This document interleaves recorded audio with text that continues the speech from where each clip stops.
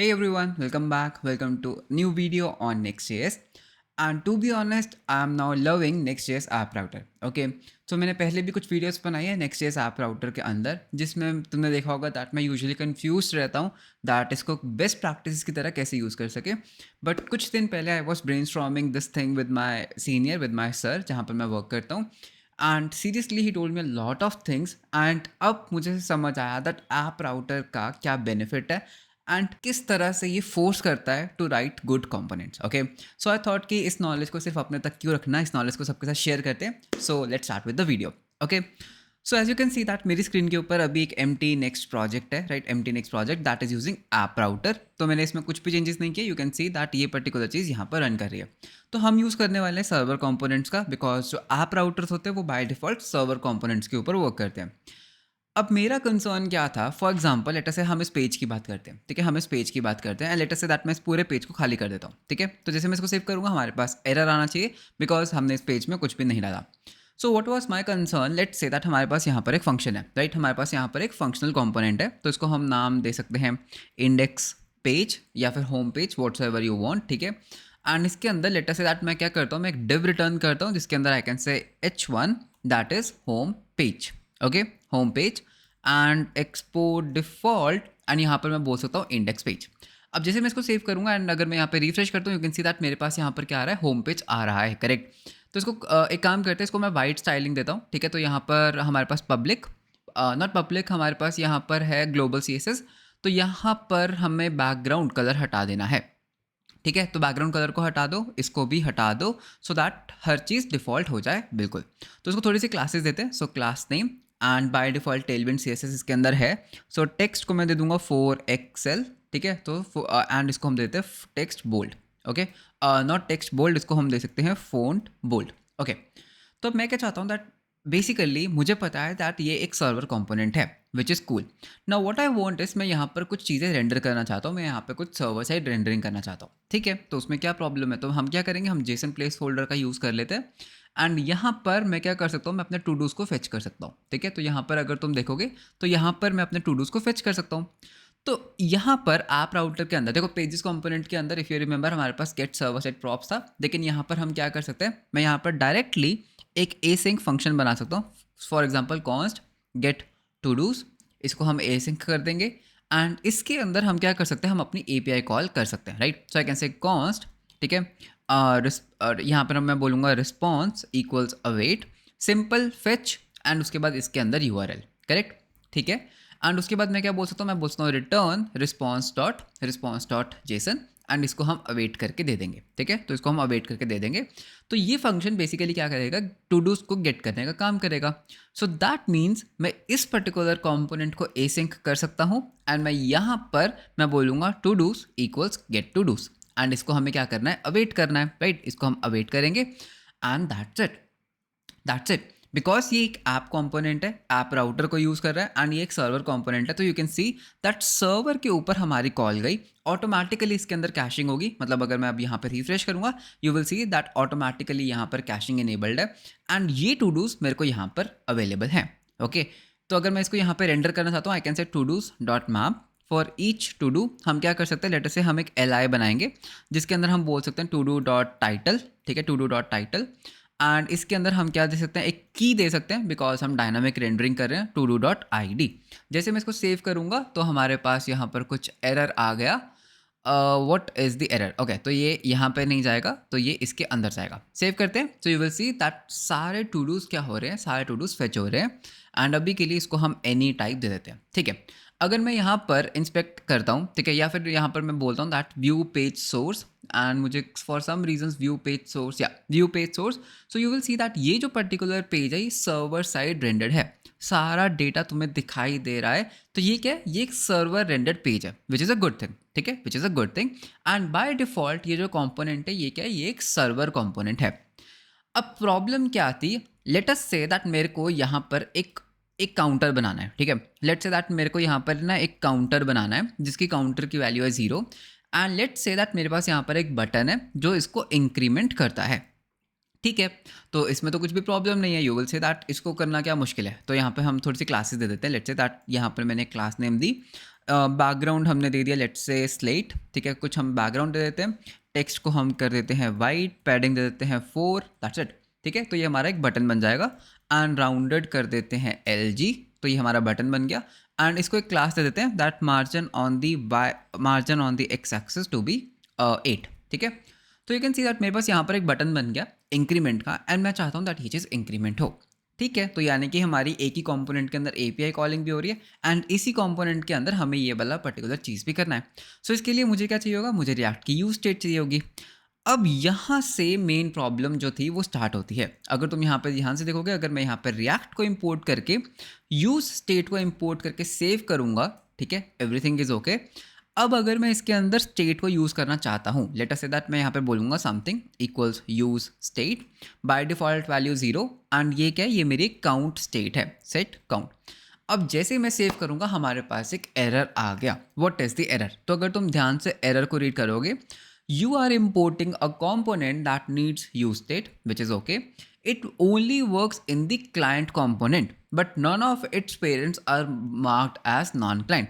मतलब कि क्या है, because they are server components by default. तो यहाँ पर क्या हो रहा है, ये पर्टिकुलर जो कॉम्पोनेंट है ये एक सर्वर कॉम्पोनेंट है, मतलब कि ये एक सर्वर पे रेंडर होता है, ओके। एंड बाय कॉन्फ़िगरेशन तुम सर्वर कंपोनेंट्स के अंदर यूज स्टेट वगैरह यूज़ नहीं कर सकते, तुम रिएक्ट के जो डॉम फीचर्स है उनको यूज़ नहीं कर सकते, ठीक है। तो क्या इसका मतलब ये है, कि मैं कभी इस चीज़ को यूज़ ही नहीं कर सकता? क्या मैं एक डायनामिक कंपोनेंट, क्या मैं एक इस तरह की स्टेट्स या फिर कुछ भी ऐसा यूज़ ही नहीं कर सकता? तो अभी तक मुझे ऐसा लग रहा था दैट इसको कैसे किया जाए, ठीक है। तो इसका सोल्यूशन क्या है, इसका सोल्यूशन मैं बताता हूँ क्या है। पहला सोल्यूशन क्या है कि तुम इसको क्लाइंट कंपोनेंट बना दो। कैसे? हमें बस यहाँ पर लिखना है यूज क्लाइंट एंड ये क्लाइंट कंपोनेंट बन जाएगा, ठीक है। अब क्या है, ये एक क्लाइंट कंपोनेंट बन गया, ठीक है, ये एक क्लाइंट कंपोनेंट बन गया। बट द प्रॉब्लम इज कि अगर तुम क्लाइंट कंपोनेंट बना रहे हो तो तुम सर्वर कंपोनेंट्स का एडवांटेज यूज़ नहीं कर रहे हो। तुम्हें जितना भी कंपोनेंट है वो कहाँ पर रेंडर करना पड़ रहा है, तुम्हें उसको अपने क्लाइंट पर रेंडर करना पड़ रहा है, ठीक है। तो what you can do is, see मैं चाहता हूँ दैट मुझे सर्वर कंपोनेंट ही यूज़ करना है because I want to make use of the server side rendering and जो भी बेनिफिट्स होते हैं सर्वर कंपोनेंट के। तो इस केस में what is the best practice, वो क्या कहा जाता है कि तुम इसको एक अलग कंपोनेंट में एक्सट्रैक्ट करो, ठीक है। इसको एक अलग कंपोनेंट में एक्सट्रैक्ट करो, तो इसको यहाँ पर मत डालो, ठीक है, इसको यहाँ पर रेंडर मत करो। So what you can do is, basically मैं यहाँ पर एक कंपोनेंट्स की डायरेक्टरी बना सकता हूँ, जैसे हम यूजुअली बनाते हैं कंपोनेंट्स,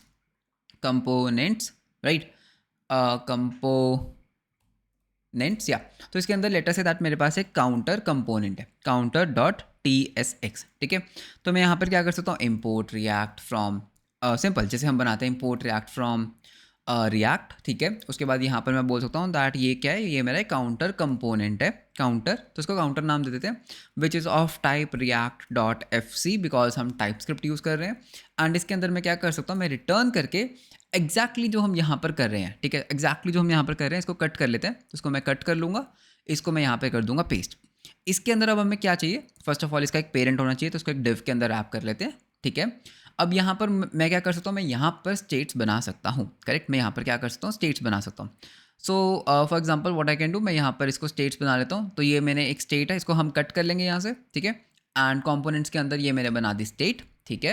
एंड उसके बाद इसको भी हम यहाँ से कट कर लेंगे, इसको हम यहाँ पे कर देंगे पेस्ट, दैट्स इट, ठीक है। तो यहाँ से अगर तुम ध्यान से देखोगे दैट यहाँ से मैं वो चीज़ को ले ही गया, ठीक है, यहाँ से मैं ले गया। So everything is working good. अब हम क्या कर सकते हैं, उस कंपोनेंट को यहाँ पर एंटर कर देते हैं। तो हमारा जो वो काउंटर कंपोनेंट है जिसको हमने अभी तक एक्सपोर्ट नहीं किया, तो एक्सपोर्ट डिफ़ॉल्ट एंड इसको हम करेंगे काउंटर, ठीक है। काउंटर को मैंने एक्सपोर्ट कर दिया एंड काउंटर को मैं यहाँ पे यूज़ कर लेता हूँ, सेव। एंड इस काउंटर को, ठीक है, अब ध्यान से देखना, इस काउंटर को मैं क्या करूँगा, इस काउंटर को मैं यूज़ क्लाइंट कर दूंगा, इस काउंटर को मैं क्या करूँगा, यूज़ क्लाइंट, ठीक है। And everything is working. तो बेसिकली क्या हो रहा है दैट ये पर्टिकुलर चीज़ में से ये पर्टिकुलर चीज़ सर्वर पे रेंडर होगी, जो मैं चाहता हूँ सर्वर पे रेंडर हो, रिएक्ट के जो कंपोनेंट्स है सर्वर पे बिल्ड हो। बट ये वाली जो चीज़ है, ये वाला जो काउंटर है, बिकॉज इसको हमने क्या बोला, इसको हमने बोला यूज़ क्लाइंट, ठीक है। तो ये पर्टिकुलर जो बटन है ये कहाँ पे रेंडर होगा, क्लाइंट साइड पे रेंडर होगा, ठीक है।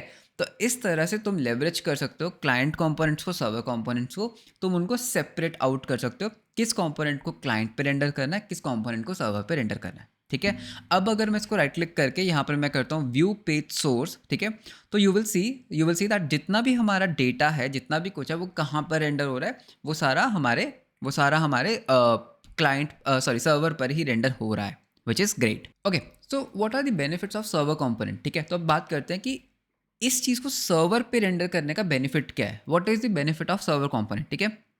तो मैं तुम्हें एक एक मतलब जो एक कॉमन यूज़ केस है वो मैं तुम्हें बता देता हूँ। देखो, अगर तुम कंपोनेंट्स को क्लाइंट पर रेंडर करोगे तो किसका सीपीयू यूज़ होगा, तो क्लाइंट का सीपीयू यूज़ होगा। एंड हो सकता है दैट जो तुम्हारा यूज़र है उसका जो मशीन है, उसकी जो मशीन है या फिर जो भी उसका ब्राउज़र है वो इतना हाई एंड नहीं है, ठीक है, वो इतना बढ़िया नहीं है, उसमें सीपीयू इतना ज़्यादा अच्छा नहीं है, तो तुम्हारी जो वेब की परफॉर्मेंस है वो डाउन हो जाएगी, करेक्ट, वो डाउन चली जाएगी। एंड सेकेंडली यूज़र के कंप्यूटर को ज़्यादा कॉम्पिटिशन्स करनी पड़ेंगी, तो वहाँ पर कुछ परफॉर्मेंस इश्यूज आ सकते हैं तुम्हारे क्लाइंट के ऊपर। बट अगर तुम सर्वर कंपोनेंट्स का यूज़ करते हो तो तुम्हारे कंपोनेंट्स कहाँ बिल्ड होंगे, तुम्हारे कंपोनेंट्स सर्वर पे बिल्ड होंगे, जिससे क्या होगा, तुम्हारे क्लाइंट को एक बेस्ट परफॉर्मेंस मिलेगी। This is one. अब इसमें यू विल सी दैट ये जो काउंटर कंपोनेंट है, जो मुझे पता है कि मुझे इसको एक्सप्लिसिटली यूज़र के पास रेंडर करना है, तो ये कंपोनेंट तो यूज़र के पास ही बिल्ड होगा, यूज़र के पास ही रेंडर होगा। लेकिन ये पर्टिकुलर चीज़ें और भी जितने भी इसमें कॉम्प्लेक्स कंपोनेंट्स होंगे वो सब कहाँ रेंडर होने वाले हैं, वो सब सर्वर पे रेंडर होने वाले हैं। So this is one feature कि तुम्हारे पास एक्स्ट्रा परफॉर्मेंस आती है। And if you just search for react server components के बेनिफिट्स, ठीक है, बेनिफिट्स, तो यू कैन रीड कि बहुत सारे बेनिफिट्स हैं। ओके, तो एक एक करके रीड करते हैं और उनको समझते हैं। सो you will see that first of all react server components क्या होते हैं, तो इसको हम छोड़ सकते हैं। तो देखो, पहला पॉइंट ही क्या आता है, परफॉर्मेंस, ठीक है। By rendering some components on this server, React server components can reduce the amount of code and data send to the client, जो हमने अभी बात की। बिकॉज तुम देखो, सारे कंपोनेंट्स को तुम सर्वर पे रेंडर नहीं करना चाहोगे, बिकॉज कुछ कंपोनेंट्स होंगे जो तुम एक्सप्लिसिटली चाहोगे जो क्लाइंट के पास रेंडर हो, for example this counter, correct. तो तुम क्या कर सकते हो, कुछ कंपोनेंट्स को, मतलब जितनों के अंदर भी तुम्हें डेटा चाहिए उनको तुम सर्वर पे रेंडर कर सकते हो, सो दैट यूजर को अच्छी परफॉर्मेंस मिले। Then there is a flexibility by allowing developers to choose which components to render on the server and which ones to render on the client, ठीक है। तो ये तो हम अभी कर ही रहे हैं, we as a developer I can choose किसको सर्वर पे रेंडर करना है, किसको क्लाइंट पे रेंडर करना है। एक और चीज़, अगर ये एक सर्वर कंपोनेंट है, अगर ये एक सर्वर कंपोनेंट है, तुम इसी के अंदर अपना बैकएंड का कोड भी लिख सकते हो। तुम यहीं पर एपीआई कॉलिंग भी कर सकते हो, जो हम कर रहे हैं। तुम यहाँ पर डेटाबेस ऑपरेशंस भी कर सकते हो, यूज़र को कुछ पता नहीं लगेगा। So this is also good thing. तो तुम जितना भी अपना बैकएंड का कोड है यहाँ पे लिख सकते हो। पर्सनली मुझे ये वाली चीज़ इतनी अच्छी नहीं लगती टू राइट सर्वर कोड यहीं पे, बट कुछ कोड्स होते हैं, कुछ चीज़ें होती हैं, लाइक फॉर एग्जांपल एक सिंपल सी कोई API call to fetch some data, तो उसको तुम यहाँ पर लिख सकते हो without any worries, without setting up a server, okay. And उसके बाद you can see simplicity by abstracting the way of details of server communication, React server components can simplify the development process, exactly जिसके बारे में अभी अपने बात की, ठीक है। तो इसमें क्या होता है कि कुछ लॉजिक, कुछ कोड्स तुम सर्वर कंपोनेंट्स के जो लिखते हो तो वो सर्वर पर ही एग्जीक्यूट होता है। इससे क्या होता है, यूज़र के पास जो कोड होता है, जो जावास्क्रिप्ट का कोड होता है, वो काफ़ी लाइट वेट हो जाता है, बिकॉज तुम्हारा मेजर कोड सर्वर पे एग्जीक्यूट हो रहा है, okay. And what are the limitations, तुम स्टेट को यूज़ नहीं कर सकते, तुम use state, use effect, use layout effects को यूज़ नहीं कर सकते, तुम यूज मतलब जितने भी हमारे हुक्स हैं, जितने भी हमारे क्लाइंट इवेंट्स होते हैं, जितनी भी हमारी ये चीज़ें होती है, इसको तुम सर्वर कंपोनेंट्स के अंदर यूज़ नहीं कर सकते।